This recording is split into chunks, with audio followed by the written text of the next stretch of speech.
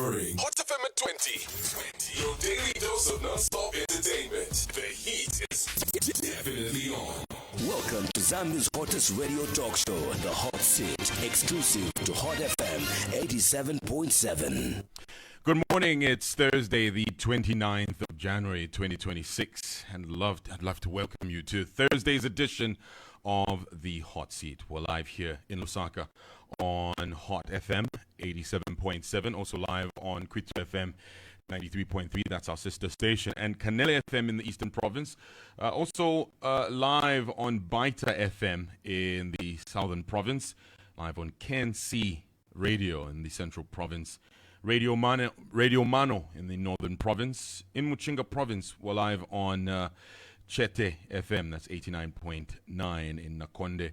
In Wapula, we're live on Radio Yangeni and KFM. And then in the Western Province, we are live on Oblet Radio Liseli, that's 105.3 FM in Mongu.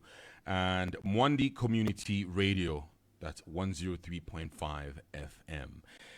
Now, you can also catch us live on DSTV and GoTV, and also you can stream Hot FM on your favorite radio streaming app, so you can listen to the Hot Seat here on Hot 87.7. Now, this morning, we're excited to host the man of the moment. He is Member of Parliament for Mporokoso, and last evening, elected Tonse Alliance President.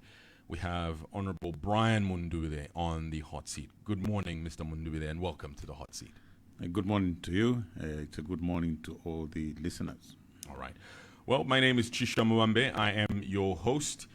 So firstly, congratulations to you and your team for the victory last evening. Thank you very much. We are very grateful to all those that supported us, and we continue to thank God for giving us this opportunity to lead. Right. Now, you're on the face of almost all the daily newspapers this morning. How's the feeling this morning, and has it sunk in yet? Chisha, the feeling is good. But, of course, I'm immediately reminded of the immediate obligations that myself and my team have towards the Zambian people. We look at the confused political environment. We are looking at the poverty levels in the country, the governance situation in the country. So we are dealing with a country that is troubled. So being elected to this position of president in Tonse reminds me of the work that is ahead of me and my team. So yes, it's a good feeling. But a quick reminder that we immediately need to get on the ground and do a lot of work, as it were. Now, we'll get to know how this victory was secured.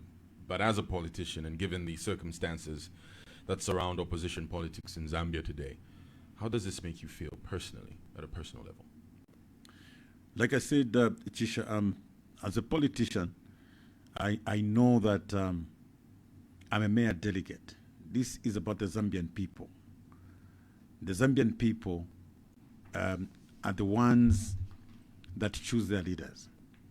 I've been a leader at parliamentary level, a leader, in government before, but it's all about the Zambian people.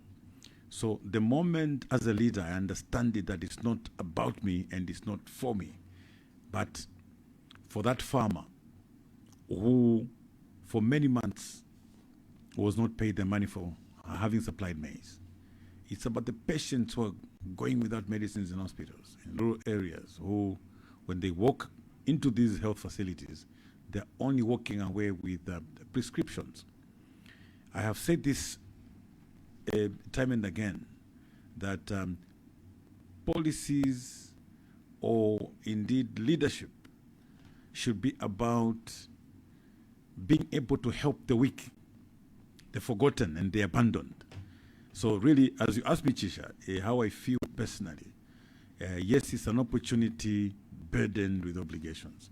And immediately what is burning in my heart is what I will immediately be able to offer.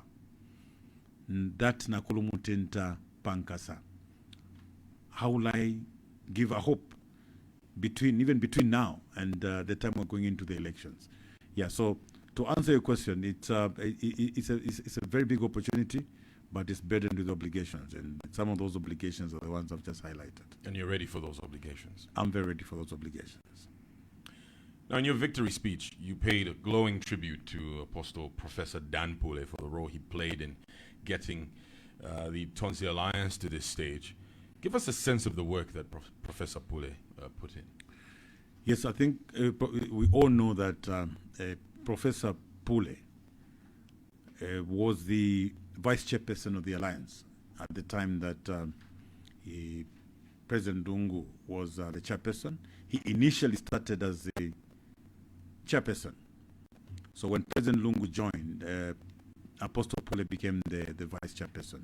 And of course, at some point, he was indisposed and went off.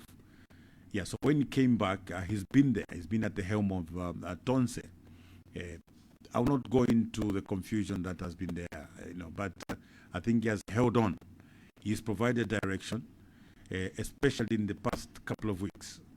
He's been very decisive. He's been very firm amid these frustrations. He remained steadfast. He was able to come up with a roadmap to the Congress and stuck to the plan. So I want to pay a glowing tribute to Apostle Pule for his statesmanship and indeed his leadership. He's a very decisive and strong leader. It was not very easy for him to plan and conduct a successful Congress like we had yesterday. There was a lot of frustrations, a lot of persecutions, a lot of stories and conversation. But he remained steady. He remained steady and decisive until the Congress happened. And I'm very, very happy and thankful to him for the leadership. Has he accepted the result? Yes, he has. You'll be interested to know, Chisha, that right from the beginning, we sat as candidates and agreed that whoever was going to emerge victorious, the other will support. We repeated that yesterday, even before the election. So if you looked at the mood, unfortunately, it only became live later. If you looked at the mood in Congress, you realize that as leaders, the moment you set the tone, you would not have violence in that setup. We had our supporters interacting and mingling freely because they had seen it from the leaders. And that's the kind of leadership that I want to applaud him for, because he was in the chair, he was acting, and even when we were competing, he gave me respect, as an equal. In the run-up to the Congress, we actually held several meetings. At every juncture when something changed, he made sure that he personally reached out to me, and he preferred personal meetings. He would call, "Are you free now? Can we meet up and just look at one issue?" We would meet for 5 minutes and agree. So clearly, we're talking about Apostle Dan Pule as a leader. Even as we're running up to that election, I learned something. I mean, he was picking up the phone himself. He would call me the other day. He said, "Do you have 5 minutes? Can we meet at Intercontinental? There's this issue," and we're able to resolve things like that. Yeah. So I think he showed leadership in this process. Now, Mr. Mundubile, the reality is that the broader opposition is still very fragmented. How do you hope to use your election as Tonse president to address that? Yes, when you look at yesterday's election, Chisha, you are talking about a number of political parties, opposition political parties. You are either talking about FDD, you're talking about CDP, talking about MDP, you talk about NRP, is it APC, you're talking about DPP, are you talking about the ECLPF movement, and so on. So already we demonstrated that a number of opposition political parties could come together and agree on a unified candidate. I think that's the most important step. Yes, I know that many people would want all the opposition political parties, to collapse into one. Yes, it would be a very good idea if it happened, but the practical side of things is something that we're yet to see. So we will, in as much as we want everybody to be in one boat. In practical terms, I think it's not possible, you still have other political parties going it alone. But if we could substantially bring a number of parties together, then it would greatly help achieve the result in August 2026, and that is to remove the UPND from power on account of their many failures that we've witnessed in the past 5 years. Yes, we would want to see all the political parties like that, but I think that so far, Tonse Alliance is an alliance of many political parties, including over 10 civil society organizations. So this alliance is already showing a unity. So we sit at the center. On account of what we've done so far, I strongly believe that will play a key role, a leading role in ensuring that we bring opposition political parties together. That is, as president of the alliance, I'll get involved actively to reach out to other presidents of political parties and make them see the need to come together. We do not have the time. We don't have the luxury of time. There's a lot of work ahead of us, and the part of coming together as opposition is the easier part. I think the bigger part is going out there, going out in the countryside, speak to our people so that they can give us a vote in August 2026. If you just tuned in, this is the Hot Seat here on Hot 87.7. We're also live on Kwitu FM, Kanele FM in the Eastern Province. We're also live on Baita FM in Southern Province, KNC FM in the Central Province, Radio Mano in the Northern Province, Chete FM in Nakonde out there in Muchinga Province. In Luapula, we're live on Radio Yangeni and KFM, and then in Western Province, we're live on Oblet Radio Liseli. That's 105.3 in Mongu, and Mwandi Community Radio 103.5 FM. Also live on the Facebook page, Hot FM Zambia Facebook page. You can watch this live there. Leave your comment in the comment section, and we will ask our guests to respond to you.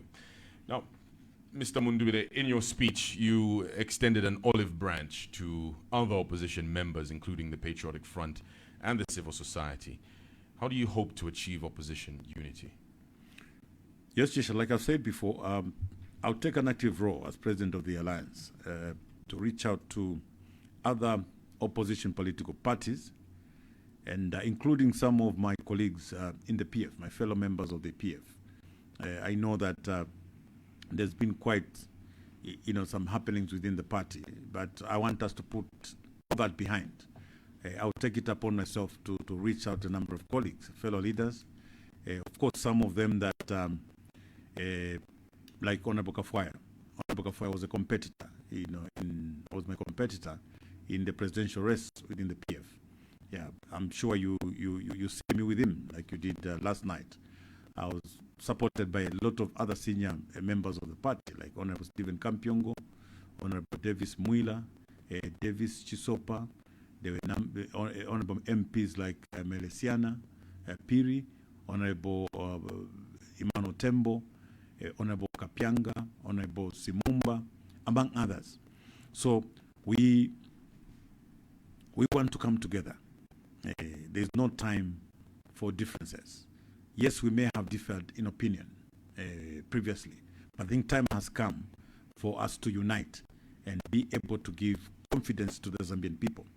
So within the PF, once we unite, we actually give confidence to other opposition political parties to come and join us in Tonse as we drive the agenda in the opposition. How smooth do you think this unity agenda will be? Because there have been, different voices with different opinions as to how all of this happened. So are you confident you can be the glue that brings everyone together? Yes, there's something that I think many people may have observed. Despite the media reports, when you see us within the PF in person, when we meet, what you sense is a spirit of camaraderie, a spirit of fellowship, because we're friends, we're brothers and sisters. Despite having differences in opinion, when we meet, pick any name randomly, because we have no personal differences per se. We've only differed in opinion, as it were. So if you ask me how smooth it will be, I don't think it will be very difficult. Because the fact that there are no personal differences. Where we have differed, we have quickly reconciled. I don't think I can pick a name, randomly of a person within our party, the PF, that have differed with at a personal level to a point where I don't want to even see them the next day. No. They're all my friends. They're all my brothers and sisters. So it will be very smooth, I guess. We may not get everybody on board, but I believe that with the steps and the progress that we've made, we'll be able to persuade and encourage others to join us. Have you received any congratulatory messages from other opposition leaders since last evening? Oh, Chisha, the phone has been congested. There's been a lot of traffic on the phone from a number of opposition leaders, CSOs, and everybody. I think I've received a lot of support since my election last night, and I want to take this opportunity to thank everyone, all those that have continued to send congratulatory messages. I want to thank you for your support, and promise that as Chisha is asking, I will come and see you in person. Something that Apostle Dan Pule taught me in the past few days, that he didn't end with a phone call. He always insisted, can we also meet and conclude our discussions? Yes, I want to promise that my job, my first assignment, will be to reach out to opposition political parties and encourage and persuade them, to work with us in the opposition. Now, you highlighted how divided the nation is today because of what you said were the divisive politics of the current administration. So how do you intend on solving that problem there that you've identified? Jisha, everything starts with a leader. First of all, leadership is about the people.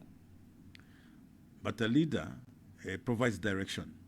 The tone of the nation is provided by its leaders.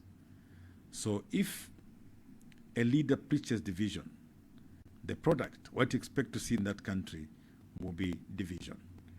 If a leader uses divisive language, what you expect to see in that nation is division.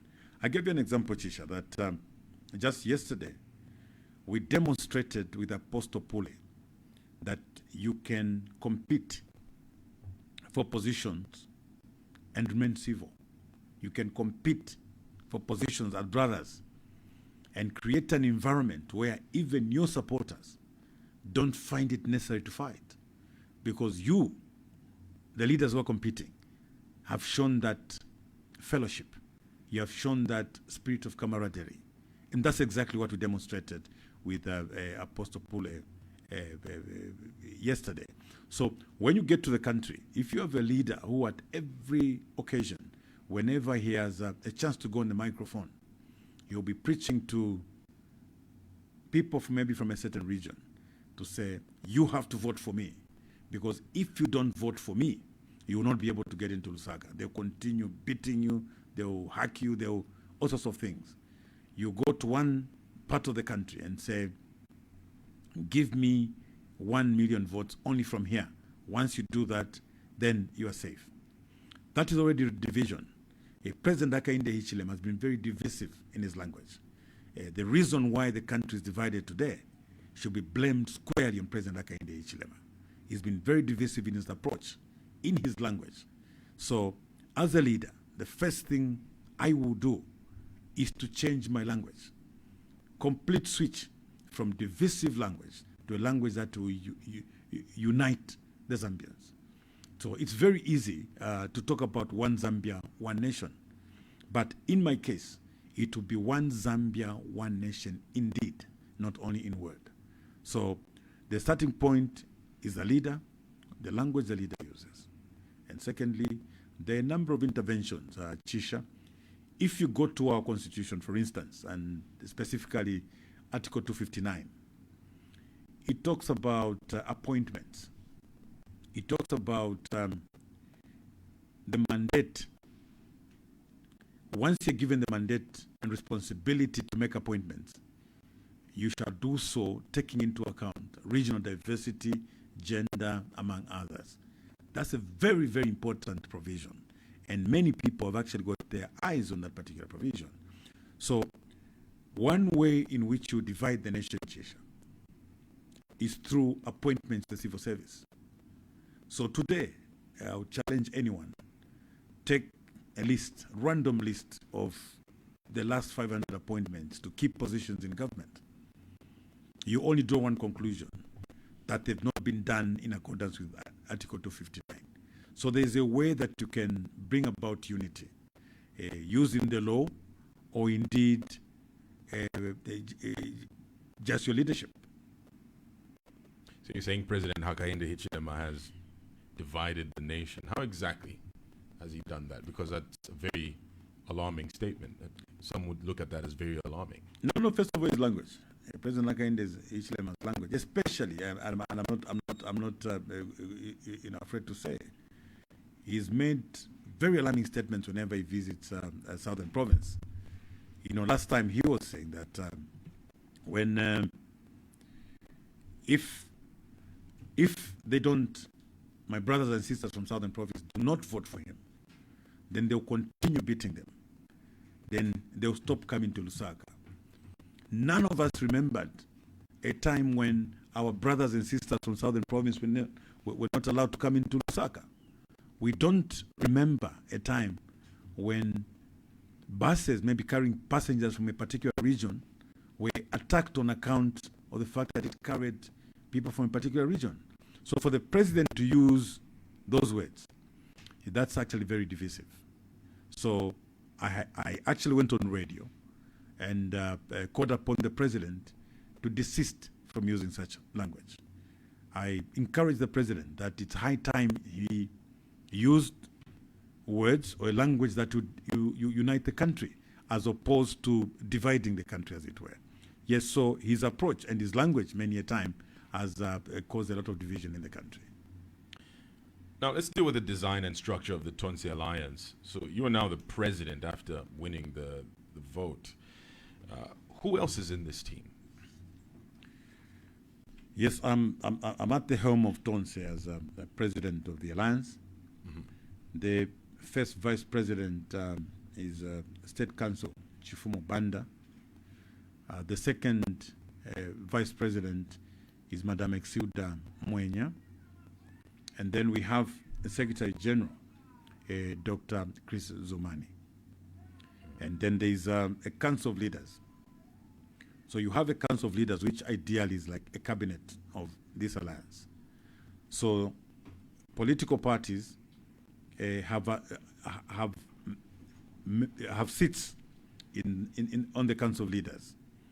So we have a system where, depending on how long the party has been in the alliance, they are allocated a certain number of seats. So those parties that have been there from inception are allocated 4 seats. The ones that joined later are allocated 3 seats. And of course, the ECLPF movement initially had 15 seats in the council. The seats have been reduced to 7 on account of some resolutions that was passed by the council of leaders. So that's the structure that we have. So in terms of the president, the vice president, and the secretary general, there are 4 positions there. And then you have a council of leaders which has in excess of 30 representatives. Do you anticipate any opposition to this new structure after that election? Not at all, not at all. You see, in Tonse, we are very consultative. All these decisions are decisions that are made from the meeting of council of leaders. At every stage, there's been agreement. I don't see any opposition coming through, because whatever happened was as a result of the resolutions and decisions of the council of leaders. So there were no shortcuts. I wished you saw the Congress from the beginning. I have never seen a process so smooth. Because of constant consultations, we were able to execute a very credible and transparent process at yesterday's Congress. So I don't expect any contestations. There should be no challenges, as it were, because everything was done above board. And there was enough representation, and no one will feel like they were left out from this process. Not at all, not at all. In terms of quorum, Chisha, I think the last time I checked, we were at 92% from the total membership that was expected. Was everyone aware that this was going to happen? Yes, everyone was aware that it was going to happen. Okay. That's right. Everybody was informed. We have our own communication channels. Maybe Mr. Chish at Hot FM may not have been aware, but the members actually all knew what was happening, and everybody was aware. Okay. Now, the question a lot of people will be asking is, as president of the Tonse Alliance, do you automatically get the ticket as the Alliance presidential candidate then? Yes, indeed. In fact, that's what the Congress was all about. The Congress was about electing a leader for Tonse who will be the candidate in the August 2026 elections. Okay. Now, when it comes to the aspect of the running mate, how do you deal with that particular aspect of that? So, according to the Tonse Constitution, the two vice presidents, the first and second vice president, do not automatically become the running mate. So, the president will choose, will elect a running mate, or indeed propose a name or two of the running mate, and present it to the Council of Leaders for ratification. So, the process is well laid out. It's all agreed how we're going to run this a particular process. Yeah. Who will be your running mate? We'll cross the bridge when we get there. Very soon that will be discussed. Remember, like I pointed out, the name will be proposed. It will be presented to the Council of Leaders, and after ratification, you obviously be told. People will be very curious to know who you will pick. When are we likely to know when that particular person will be picked? Well, it will be very soon. Obviously, what is expected now, we are busy in Kasama, as you know. We have a mayoral elections today. We expect to win that election. Once we come together, of course, we'll be meeting in the background. There are a few consultations here and there, and we'll come up with a name not too long from now. Yeah. What about the special purpose vehicle? Have those discussions been held? Yes, everything goes back to the Constitution. We've been very careful. We know that most alliances have collapsed previously because of lack of consultation. So most of the things that we have to do are actually embedded in the law, in the founding documents. So the way we'll come up with a special purpose vehicle, Council of Leaders, where representatives of all political parties, including CSOs, will meet and agree on a special purpose vehicle. So Congress yesterday actually resolved that power be given to the Council of Leaders. Initially, in the Constitution, that power resides with the General Congress, but the Congress delegated that the Council of Leaders should come up with a special purpose vehicle. So at our earliest meeting, we'll be able to come up with a special purpose vehicle and announce to the nation. How many options do you have for a special purpose vehicle? Because we saw in Chawama how that went. Is that sort of an indication of the direction that you go with this special purpose vehicle? I wouldn't say so. I mean, we have over 8 political parties. Any of these is eligible, to be a special purpose vehicle, depending on the decision that the Council of Leaders will take. So each of these, there's no political party in there that comes in with a handicap or a disadvantage. So they're all possible, special purpose vehicles. Have you lost all hope with ever running on the Patriotic Front as the party that you front in August of this year? Is that something you've just laid away, or is there a possibility that could happen, in your view? Well, Chisha, you understand. First of all, you have to ask yourself one question. We've got Patriotic Front on one hand. Why was there also Tonse? That's the question to ask. Why did President Lungu create Tonse when there was PF? The moment you answer that question, then you realize exactly the direction that President Edgar Chagulunga wanted us to go. To put it very clearly, President Lungu was very clear when he said the UPND had taken over the Patriotic Front. And the whole idea was to destabilize the opposition. The UPND were very clear. They knew that PF was the largest opposition political party.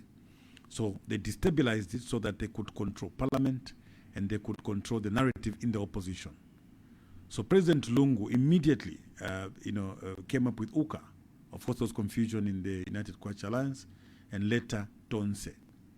So the idea of Tonse, Chisha, was that Tonse was to carry a candidate on behalf of other opposition political parties. So what we did yesterday was in conformity with President Edgar Chagwa Lungu's vision. This is exactly how he wanted it.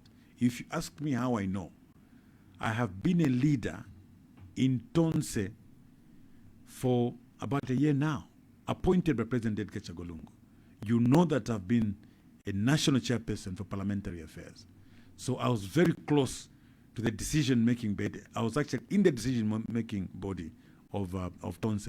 So what we have done is exactly how he wanted things done. Now, on the PF side, it was just a longer route that we had chosen for ourselves to get to where we are now. The idea was we go for a convention as Patriotic Front.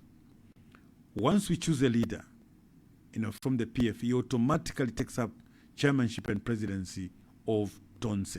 Because at that time, Chisha, I want this to be very clear. At that time, PF was the anchor party for Tonse. The president of PF was automatically the president of Tonse. Now, along the way, we lost that position of an anchor party in Tonse. And presidency now was open to all alliance partners. So what it means then is that, let's say if I'd emerged as a president of the PF and went to Tonse, because Tonse is what President Edgar Chagwa Lungu left with us, I was not going to be an automatic president of the alliance. I was going to have to compete with other leaders in Tonse to emerge as president of Tonse. So the moment we lost the anchor position at Tonse, the moment Tonse resolved that president will be open to all alliance partners, whilst on the other hand, the problems continued with the court matters, Chavinga and the rest of them on the other side. So really, if you ask me, there would be no need for me to compete for presidents on the other hand, because Tonse is the way to go. We want to bring all opposing political parties under Tonse, and now I'm at the helm of Tonse. How will you make sure that what happened with UKA doesn't happen to Tonse? Well, we've learned from those mistakes. First of all, when you are in an alliance, you have to be ready to give and take. You have to be ready to give and take. The spirit of give and take, and you have to be able to also listen, even to members that you feel are new, or maybe have smaller membership than yourselves. So there should be no big political party and small political party. If you look at each other as equals, as members, and learn to respect views of others, we can cure most of those challenges that we faced at UKA. I've already seen that in Tonse. I've attended several meetings, and I've seen that there's a spirit of give and take. There's a spirit of wide consultation, and being able to give one another a chance in terms of ideas, as it were. So we're doing everything possible. The goodwill is there. I think we're all resolved in ensuring that we come together and bring the opposition together and drive the agenda forward. You see, Chisha, this is about the Zambian people. I keep saying this. As leaders, it's not about us. The reports should not always be about leader A, B, C, D. We are mere delegates of the people. The larger part of the news, the larger part of reports in the media should be about the Zambian people. So whenever we have issues, we should quickly resolve and begin to attend to the people. Otherwise, if it's all about us, who is going to talk about the cost of electricity that most Zambians are discovering is very high today? Who is going to talk about farming inputs? Who is going to talk about the challenges the farmers are facing? Who is going to talk about the quality of education on account of the having many learners in one classroom versus one teacher, as it were. So a greater part of the conversation should be about the suffering of the Zambian people. It should be about the challenges the Zambian people are facing. It should be about the challenges our youths are facing. It should be about challenges the civil servants are facing, the miners, and the rest of it. Should form a greater part of the conversation and not so much about the differences and reconciliations among party leaders. That should really be happening in the background as we go out there to sort out issues concerning illegal miners. Are we going to allow our youths to be exterminated as we recently heard? Or are we going to advise government to take a better approach as they deal with these so-called illegal miners? As we look at conditions of service for people in the mining industry, as we look at conditions of service of the civil servants, as we look at the unemployment levels and the plight of the youths, that's where we must deploy most of our time. The newly elected president of the Tonse Alliance is our guest today, Honorable Brian Mundubile, here on the hot seat. We're live in Lusaka here on Hot 87.7. Also live on Kwitu FM at 93.3. We're live in the Eastern Province on Kanele FM. Live in the Southern Province on Baita FM. In the Central Province, it's on KNC FM. Northern Province, you're listening to us live on Radio Mano. In Muchinga, we are live on Chete FM, that's 89.9 in Nakonde. Luapula Province is hearing us live on Radio Yangeni and KFM. In the Western Province, it's Oblet Radio Liseli, 105.3. And then Mwandi Community Radio as well. Then on the Copper Belt, we're live on Mafken FM. Good morning to you, wherever you're listening to us from. Also, you can join our Facebook Live. Just go to Hot FM Zambia and you can leave a comment there as well. We're also live on DSTV and GoTV as well. So many options for you as to how you can listen to this program. Now, Mr. Mundubile, it might be a bit too soon, but is there already a roadmap of how to get Brian Mundubile on the ballot in August and subsequently into State House? We ask this because some people have suggested that you have to hit the ground running, seeing that you don't have the luxury of time. Yes, thank you. Thank you, Chisha. Yes, one of the reasons why we agreed to come together as an opposition were to share, to synergize and be able to go out there and defeat the UPND and be able to provide solutions to the many challenges that people are facing. Now, if you look at the composition in terms of membership of the alliance, we are basically spread all out. For instance, let's talk about the ECL PF movement. We are in all the 10 provinces of the country. We are in all 116 districts of the country. We are in all 156 constituencies. As I speak to you now, in all those 156 constituencies, our leaders at that level are busy campaigning now. Because what they said to me this morning, most of those that called, is that we are happy that you have given us direction. Efe tualelo lela, mwatupela direction, nomba na tuishiwa nomboko tulea, nenchito nomba chashani ya yamba. So, yes, there's a lot of work, but work has already begun. Even as I speak to you now, kuli abantu awali mufield. Uko kuchipata kwa mkaenda kulumezi, mzapeza kuti wantu wangena kale mufield, kukamba kuti manje, tapeza direction. Tientingene, tiambe kupeleka zina la candidate watu. Ndawa manji tachita bwanji, taziva. So, the members, the membership, and indeed the structure that we have across the country will assist. You know very well, Chisha, that now the democratic space is completely diminished. You have no freedom to hold a rally. You can't have a party meeting before police show up and disrupt your meetings and so on. So we have to be very tactful. We use, of course, social media platforms and also our party structures and from all our member parties to ensure that they campaign. And when we have an opportunity, we'll go out there in person to engage. So, konse mle tumfuila, whether nikulu apula, ne kuchembe kusamfya kumporokoso kumbala kuchipata imuvena chipata kumugubudu and all those areas tuletila pane work has to start now. And our message is very simple konsoko tulea kutila. Number one, ubasha tukwete number one ni division mchalo vaneka twikatane. The first assignment, what we have to work at, even as we campaign, is unity of the nation. We must unite as Zambians. We should not be separated by circumstances of our birth. We should not be separated by region.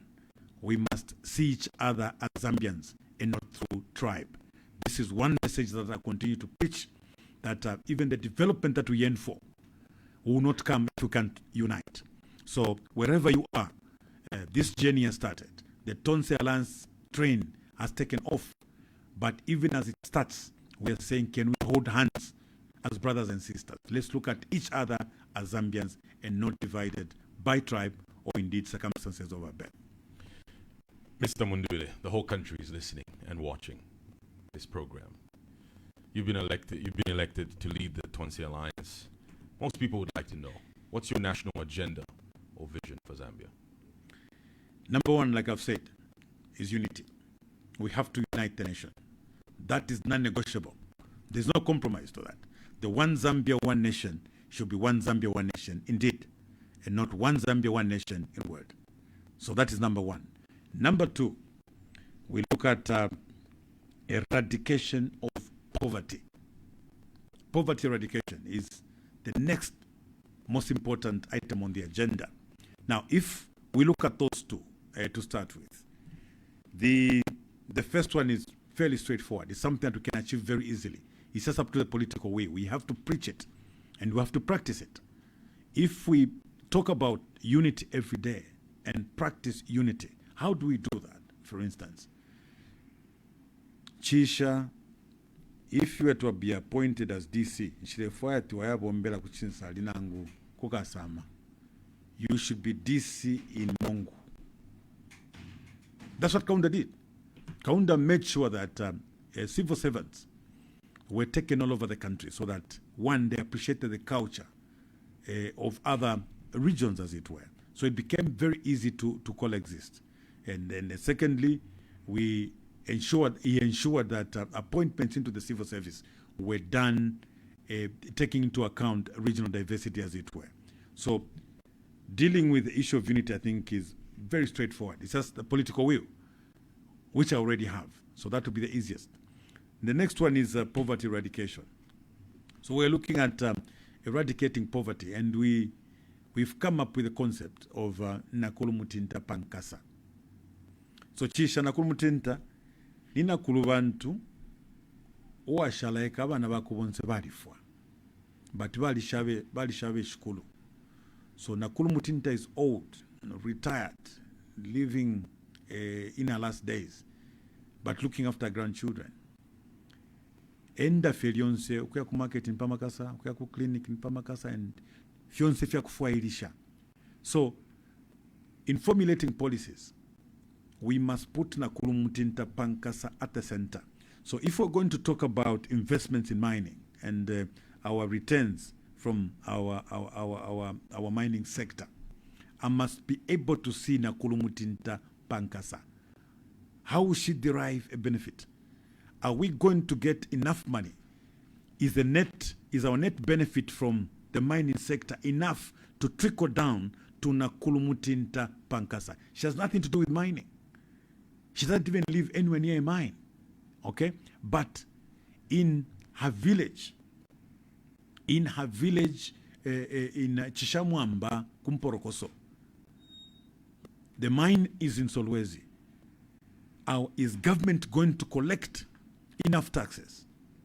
Is the net benefit to Zambia from the policies we're crafting for ourselves, is there enough to even trickle down to Nakulumutinta? Will Nakulumutinta eventually get her 8 bags of fertilizer as a result of maximizing returns from the mining sector? Is Nakulumutinta, are we going to reduce the distances to health facilities? Will we get enough money from the mine to build clinics right next to where Nakulumutinta lives? Do we have enough money to build more schools to ensure that abe shukulu wakwana Nakulumutinta are not 120 in a classroom, but they are 40 as recommended, by these standards? So Nakulumutinta here comes in when we look through the decisions that should be made.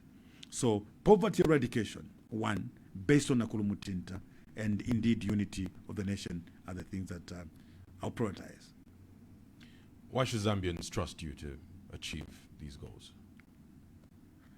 We all have a history, government, in politics. I think that the time that I saved in Northern Province, my record is there to show.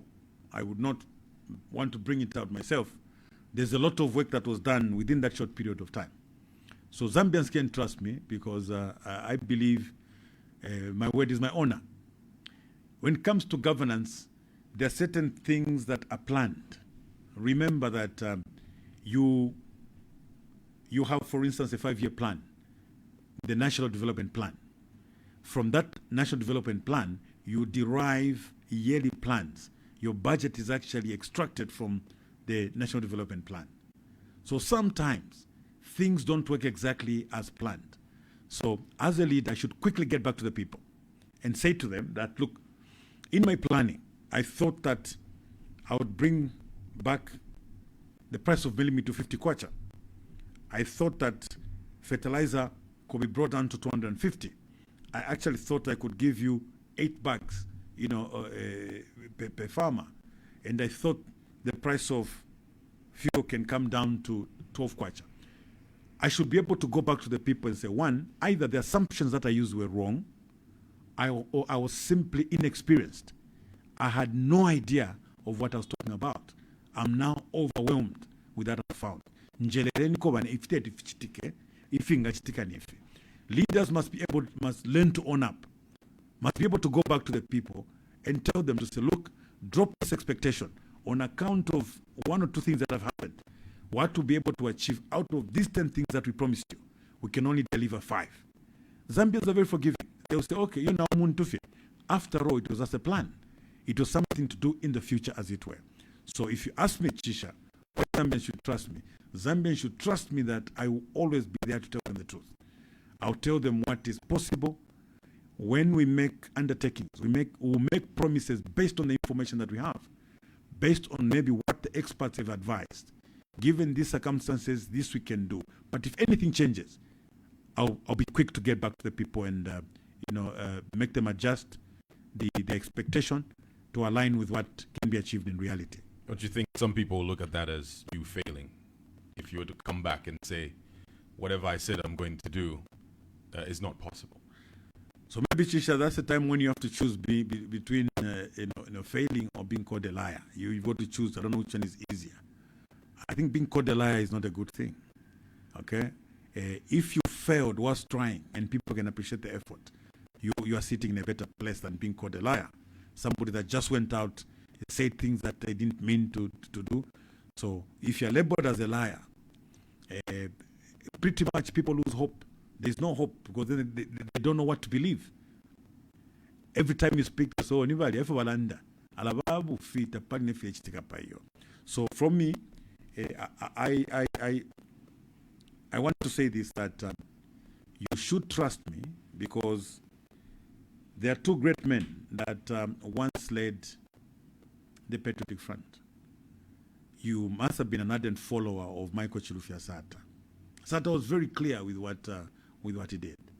You know, he fought poverty in practical terms. President Lungu took over from that vision also and carried on.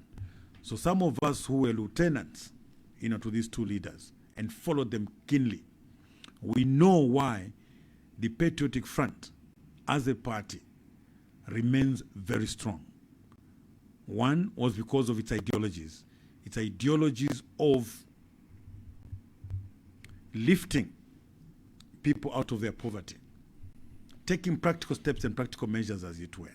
So I'm sitting here as a leader who's well-guided, a leader who actually knows what the Zambian people want. I am very clear and I know about that. But we are in an alliance. Because we're in an alliance, will come together and refine some of these ideas that we've had as Patriotic Front.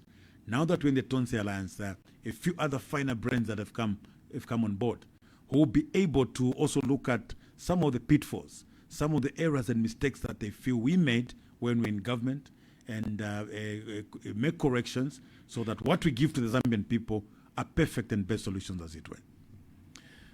Now, some would look at late former President Mike Osata as he was a fiery leader. Late former President Edgar Lungu was he had a gentle approach. What kind of leader are you? I come in between. Yeah. Somewhat gentle, somewhat fiery. And that's been your been your approach throughout your political career. Of course. I think that I've been out there. You will not find it very difficult to extract videos of who I've been as a politician for the past 10 years. So it's not something that is being created. It's something that has been there. And yes, somewhat gentle and somewhat fiery. Not by design, but that's who I am. That's who you are. Yeah. Okay. Yeah. Now, in your view, what is the biggest challenge facing Zambia today, and how does a Mundubile presidency address that? Yes, the biggest challenge, like I said earlier, are these divisions. You see, with divisions, Chisha, don't underrate the challenges that they cause. I'll give you a practical example today about the civil service. On account of regionalism, some of the best brains coming in with a lot of experience and institutional memory are sidelined and packed at cabinet office. Some of the challenges they're facing in the agricultural sector is because the experts are actually packed. They've been packed the past 4 years at cabinet office. The challenges that you're having in the education sector, the challenges that we've had in the health sector, because the experts who worked with the previous governments are actually all packed away. Why? On account of, this regionalism, as it were. So there are a lot of challenges that this brings about across the sectors and in all, endeavors. So this is the biggest challenge. The moment we're able to unite the nation and get Zambians to sit together to find solutions for this country, we will indeed resolve the challenges that we face as a country. But that cannot be achieved as long as there are divisions. So how do you make that a permanent solution so that no matter who's in office, we see a united Zambia, even whether it's you or someone else that's there leading the country? Okay, so I'll pick one example. For instance, I made reference to Article 259. So there's actually a provision in the Constitution that would cure the regionalism that we're facing. But the challenge is on implementation. So one of the solutions is to bring in a commission. You see, other countries, other jurisdictions actually have commissions that specifically look at the implementation of the Constitution. Okay? So you'll have something like Constitution Implementation Commission. So their job, their role is to make sure that the provisions in the Constitution are implemented.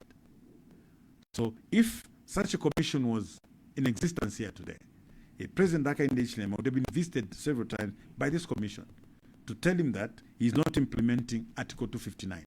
And as a result of that, you will see that people from certain regions are actually not represented in the civil service. If they are very few. So if you're going to look at proportions, you pop out the names and you look at that. It's a serious thing. I mean, people would like to avoid it. We will not solve this problem if we continue running away from it. So before anybody gives me a call here to argue, they should just print out lists of appointments and then come with a list and say, okay, here's 300 names. So you are wrong, Honorable Mundubile, because out of these 300 names, this is how they are divided across the provinces. But not to just present an argument, say, Fishmele and Dapo, I know exactly what I'm talking about. This is one question that I raised several times, even on the floor of the House, to our honor the Vice President. So this is just one example. So the challenge we have today is that of unity And of course, poverty. So when you ask me what I would do for Zambia, I started with the two challenges that we face, which is unity or lack of it, and indeed poverty. So the poverty levels, Chisha, are very high now. In the rural areas, they are going to 80%. In the urban areas, they've gone up from 50, they're approaching 60%. This is urgent, it's an emergency. So this is one big challenge. So if you ask me, poverty eradication and poverty reduction, you can't eradicate poverty, Chisha, without creating employment. So the biggest weapon to fight poverty with is employment creation. And you're talking about sustainable employment. So when you create employment, you actually begin to fight poverty. So that's a starting point. And you're not talking about employment creation in the civil service. This employment creation should be in the actually in the private sector. I know that our government has paid a lot of attention to the mining sector, and they've been celebrating figures in terms of investments that come to the mining sector. There was a report in sometime, I think in 2012, 2013, on employment creation. During the time of Rupiah Banda, they managed to attract a lot of investment in the mining sector with the hope of creating employment. What they discovered was that despite billions of dollars going in terms of investment in the mining sector, the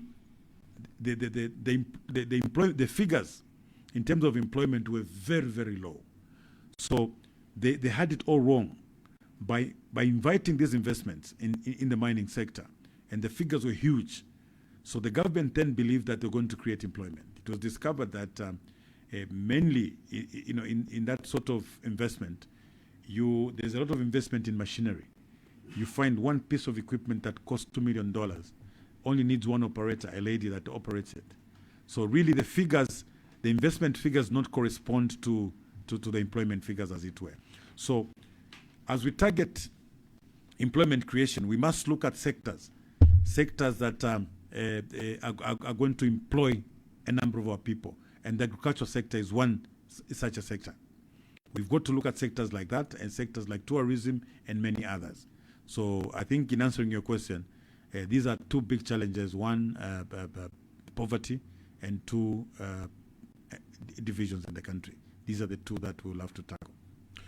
All right, well, let's involve the listener in this. Give us a call, 0974-870-877. You can give us a call now to ask a question or give us a contribution. Our guest is Honorable Brian Mundubile, who is now the Tonse Alliance president after an election last evening. Feel free to call us now. We're live here in Lusaka on Hot FM. We're also live on Kwitu FM. We're live on Kanele FM in the Eastern Province. We're on Baita FM in the Southern Province. Ken C Radio in the Central Province. Radio Mano in the Northern Province. Muchinga Province is listening to us live on Chete FM. Luapula is listening live on Radio Yangeni and KFM. And then Western Province, we have Oblet Radio Liseli and Mwandi Community Radio. And also live on the Copper Belt on Mafken FM. Call us now, 0974-870-877. You're listening to the Hot Seat on Hot FM 87.7. It's time for you to call now and get involved. Call now and get involved. Yes, feel free to give us a call, 0974-870-877. Also, feel free to leave a comment on our Facebook page. We have a live video going on now, so leave a comment in the comment section and we will pass on your comment to our guest today. It's 0974-870-877. Give us a call now. What is your question or contribution to our conversation today? Hello, good morning. Hello, good morning. I think we have lost that one there. Do try and give us a call back on 0974-870-877. What's your contribution to our conversation? The Member of Parliament for Mporokoso and also the newly elected Tonse Alliance President That is Honorable Brian Mundubile is our guest here on the hot seat on Hot 87.7. Hello, good morning. Hello, good morning. Good morning. What's your name? My name is Mapolo Chanda. I'm calling from Kasama district. Okay. Mukelo, please go ahead. I wanted to ask Mr. Brian Mundubile on matters relating to youth. Because at the moment, youth constitute the largest majority in Zambia, but yet we are underrepresented in parliament and also in cabinet, together with in key government body making decisions. And yet we've been used by a lot of politicians promising us jobs, promising us key positions in which we can participate in making decisions. So what steps are they going to be taken, including youth in these positions? All right. Well, thank you very much for your call. All right, thank you. All right, that's Mukelo in Kasama. You can call as well, 0974-870-877. What's your question or contribution for our guest, Honorable Brian Mundubile, the Member of Parliament from Porokoso, and also the newly elected Tonse Alliance President? Maybe you can tackle that one there. Your plan for the youth. Question from Mukelo, who's in Kasama right now. Yes, Chanda. So, Chanda Mukelo, the issue of the youths is something that is very central to my heart. So to start with, we start with the law. Article 259 does not only talk about regional diversity, it also talks about youths. So even as we sit, even before Bill 7, the law was such that in these positions, there should have been youths and women appointed. So the law of Chanda, at DC level, just starting with the DC level, out of 116, there should have been at least 25 youths appointed to positions of district commissioners, because we have 116 district commissioners, according to the law, here Article 259. Unless where it's impractical, the law already provides for that. So if you ask me, Chanda, I will ensure that Article 259 is implemented to the core. So to start with, at all levels, Pama levels yama DCs, Pama levels ya permanent secretaries, na nomination pala penefe. Ila ina position bapela tio president kutaisa nominate abantu 8. Pafilo kubo musepela. If you ulupa prolacha loluaba, ilwa ista provide for vanamayo ne misepela. So inclusion ya misepela is a must. I believe that youths are agents of change. Elio, today's youth, Chanda, the way I want to work with the youths, I want to work with the youths not using the body or grandfather approach. I want to use a big brother approach. As a big brother, Chanda, I'm able to listen to you. Iya kwa body nangu grandfather, they just tell you, Kaiba fiash, iwechitefi. Now a big brother will come to you and say, Nombaba ne mwemisepela, tuchiteshani. So you'll be free to come and bring up your proposals. I strongly believe that youths have a lot of ideas. And if given an opportunity, youths are actually able to find solutions, to their own the challenges. All that they need is to be given opportunities. And that, Chanda, I will be able to give youths an opportunity to be able to make decisions that resolve the challenges that they face. Because the law is already there, and we are well guided on how to proceed with that. All right, 0974-870-877. What is your contribution? Feel free to give us a call. Hello, good morning. Hello. Good morning, how are you? Morning, well, okay, how are you? Okay, my name is Yumba Piri. Yumba Piri, please go ahead. Yes, first and foremost, I want to congratulate President Mundubile because he has shown leadership. We were getting frustrated because of the way PF has been conducting themselves. First and foremost, we are aware that they opened their presidential campaign in 2022, and Lubinda has been continuously been changing the goalposts on when the convention was going to take place.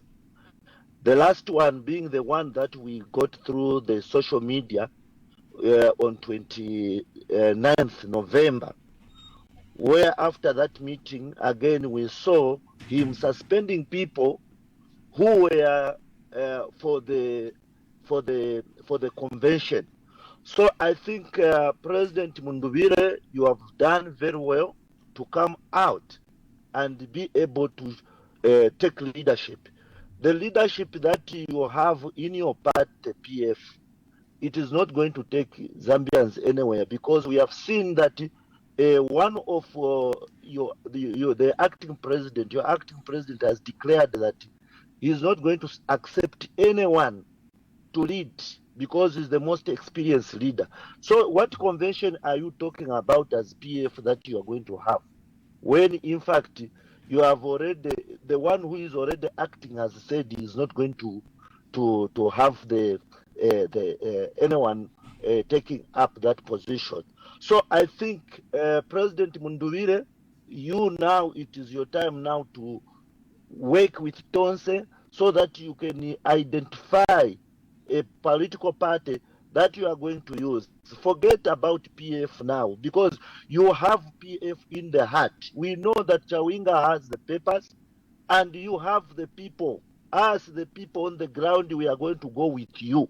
After all, even a person Sata who formed the PF, when he left MMD, people were saying, where is he going to go? That man has gone alone. Because in FDD, they had 22 members of parliament. Heritage had a lot of people who followed. So basically, don't look around you, Mr. President. You are my president, and me, I'm going to stand with you. All right, we need you to conclude, please. Thank you. All right, thank you very much for your call there. Feel free to leave a comment on our Facebook page, and we'll then throw it to our guest here. There's a comment here from Zach Stembo. He says, kindly ask Mr. Mundubile what he will do for students and the alternative to free education. You can tackle both the call and that comment as well. Thank you. So Zach's, the alternative to free education. First of all, free education is a very good concept, and I agree with it in totality. But I think that as it's being implemented now, it's in a limited sense. There's a lot that can be done under the free education policy that will not only produce quantity but also quality. Free education has been there before in this country. If you ask those that went through free education, to give you an idea, Zach, the free education that time, it gave you books. There were companies that were deliberately set because there was enough money that was coming from the mining sector. So the net benefit from the mines enabled government to create, I've just forgotten that those companies that were producing books. There were companies under government that were producing uniforms. So you basically had books, you had uniforms, plus shoes. You just walked and picked your set, and you were going to school, and you actually fed at school. And in those classrooms, there were not 120 pupils under one teacher. They were between 35 and 40 as recommended. So you discovered that those that went through that sort of free education indeed had quality education. So to put the record straight, the free education policy is something that I fully support, but that needs some improvement. There's need to do more. And if you ask me, is it possible under our current situation to do more? Yes, it is possible. All we have to do is to ensure that we get a little more out of our resources and be able to employ it to good policies like that of free education. Yumba piri ziko mkwambiri wawa I am very grateful for your comment and kind words. What I want to tell you is that tisasebenzela pamozi with our brothers and sisters in the PF. If we all indeed carry the vision of Michael Chilufya-Sata and President Edgar Chagwa Lungu, we all know that President Edgar Chagwa Lungu left us with Tonse.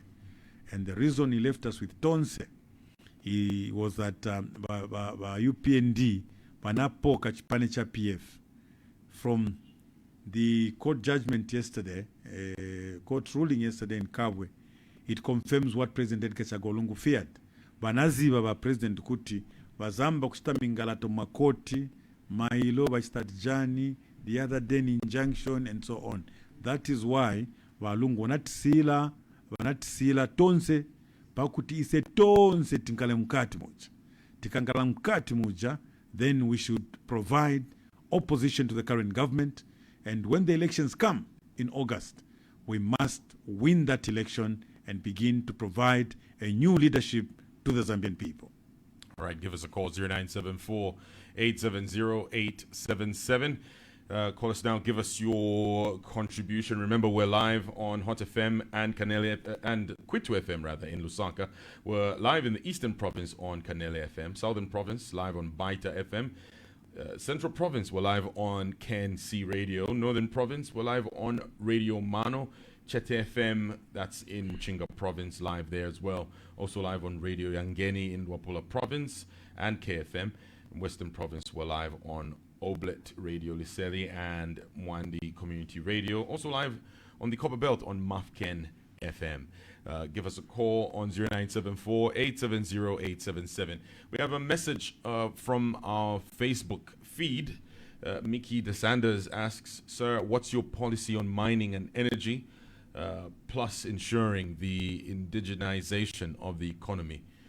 Which is largely in the hands of foreigners. What would your response be to Mickey asking about mining and energy? Yes, Mickey, mining is our largest resource. Previously, our country was able to develop because of the policies in the mining sector. And by that time, government was running most of the mines. So the starting point, we want to assure the Zambians and indeed our investors that we welcome investment in this country. But at the same time, we'll have to ensure that it will be a win-win situation. The investor should get a return on his investment, meaning his profit. But there must be some benefit. There must be a good benefit for the Zambians. So it's about net benefit. What are we getting? If we are told there's $2 billion worth of investment in the mining sector, our question is, Nakulumutinta Pankasa, what is the benefit? So if the net benefit from that investment will be able to go to Mbala, it will be able to go to Lunte, where Nakulumutinta Pankasa is, and build a hospital. Not as we are seeing today, with all those big figures, Comrade Musokotwane and President Hakainde Hichilema are talking about. It's to the Zambian government to produce money to do roads on the Copper Belt, to do roads in Northwestern Province. That is the point of departure. We should be able to get enough money. The investor gets his return on investment, a fair return on his investment. But at the same time, there must be enough money remaining in this country for social services. We expect most of these roads today to be done because the copper prices are very high. And we know that ideally we should be getting a very good return from some of these resources to invest in these other sectors. So, Mickey, the focus really will be to ensure that the Zambians also, indigenous Zambians also, participate in mining and also in the energy sector and participate meaningfully. We do not want them to participate as middlemen because mostly these people who come in as middlemen are just fronts of leaders who are in government making these decisions. We want Zambians to participate in these sectors meaningfully by putting up investments that will be durable. Even if there was a change of government, that agent who only came in because they had an advantage of being in government disappears. They are basically traders who would come in and take advantage of citizens, put a premium on the cost of electricity and so on and so forth. What we'd like to encourage is real investment in both the mining sector and indeed the energy sector. There are a number of water bodies, for instance, in Northern Province, with potential to generate power. We would want Zambians to participate, to be owners of these facilities. We also want Zambians to own mines, to have shares in mines. That's the only time we'll be very sure that most of the wealth coming out of our mineral resource will be invested and will remain in Zambia, as it were. So, Mickey, it's a very good observation. We've seen that the economy is actually in foreign hands. We have to take practical steps to ensure that Zambians participate in all these sectors meaningfully. All right, give us a call, 0974-870-877. Our guest is Honorable Brian Mundubile, who's Member of Parliament from Porokoso and also the newly elected Tonse Alliance President. If you have a question or contribution, go ahead and give us a call, or you can leave a comment on our Facebook page. We have a message from Chaba Kennedy Mwakbe on Facebook. He says, good morning. First of all, I would like to say congratulations to the President in studio. My contribution or concern is in Chawama, because that's where I live, in Mississippi to be specific. We don't have proper garbage collection. What plan do you have in place to solve that problem, and also the drainage system? We need proper drainage system there. And this obviously is not a problem that's only being faced by this particular constituency. This is a widespread issue, actually. Yes, Chavala Kennedy. The challenges that we face, like the one you're facing in Chawama, is maybe lack of capacity at local government level. So at the national level, at presidential level, we have to ensure that decentralization is actualized. Once decentralization is actualized, the local authority will have enough capacity to resolve some of these challenges. So if you look at Lusaka is a very big council. I was reading somewhere the other day that they're collecting, I think, up to 100 million kwacha per month.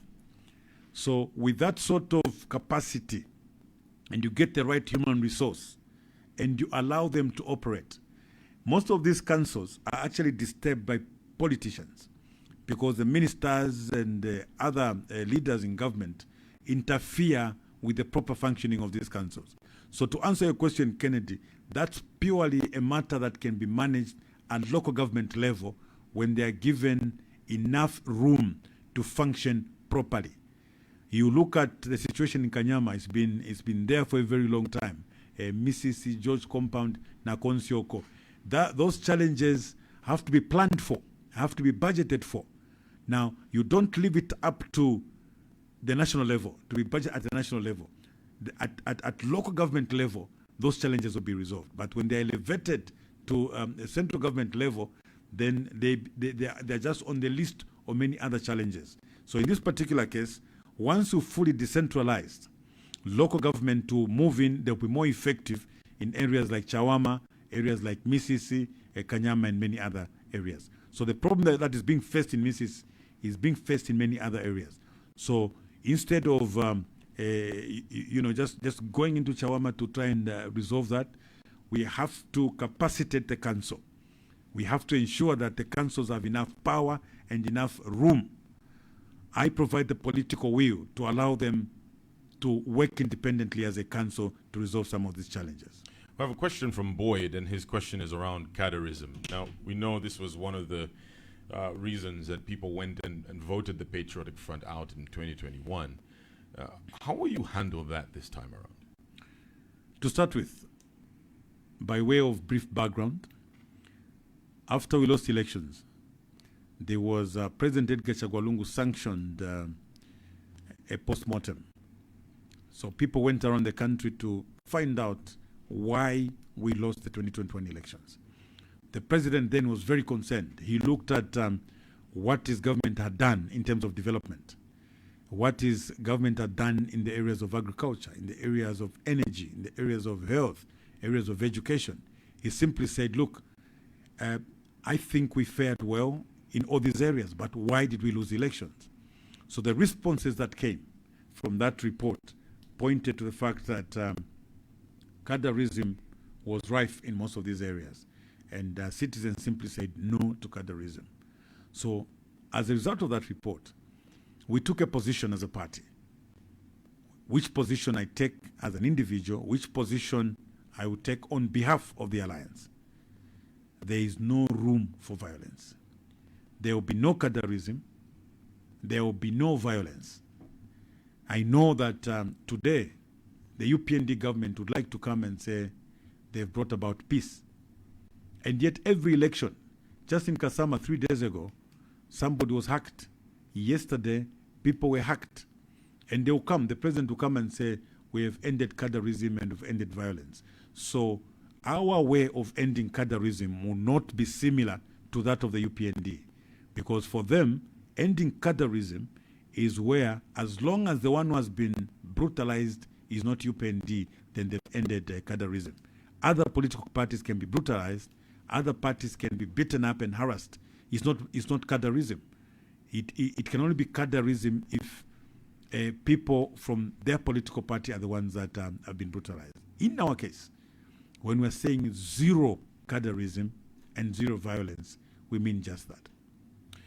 We have another comment from Abel Lulavilo, who says, good morning, Mr. President. Congratulations once more.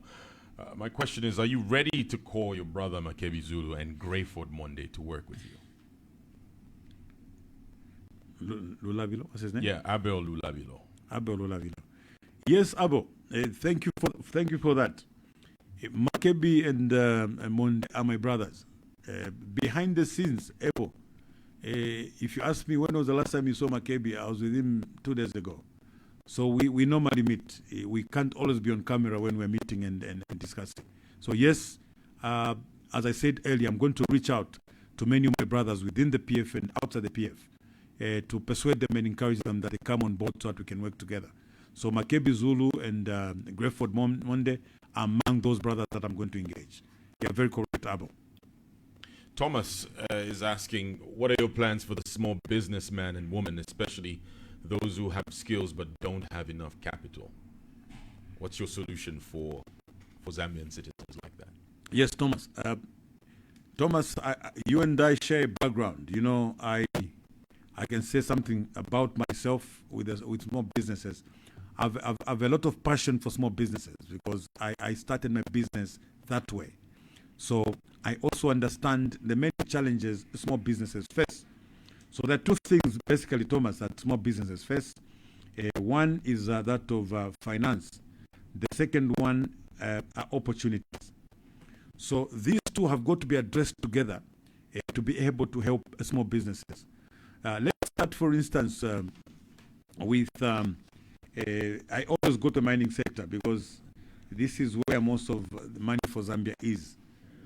So let's say in the mining sector, Thomas, we've been pushing government for a policy that would guarantee local businessmen a certain amount of business within the mining sector.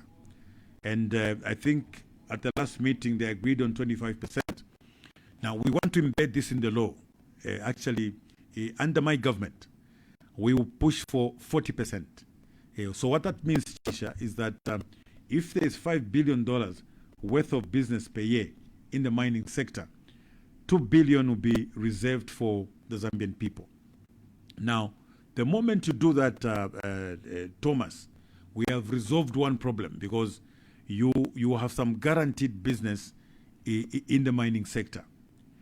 So the UPND government created Small and Medium Enterprises Ministry.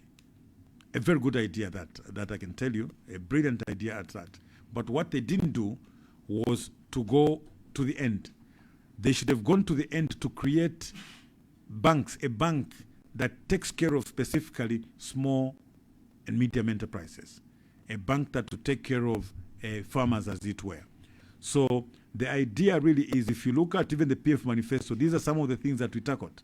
The creation of a bank that would specifically look at small scale businesses and indeed farmers.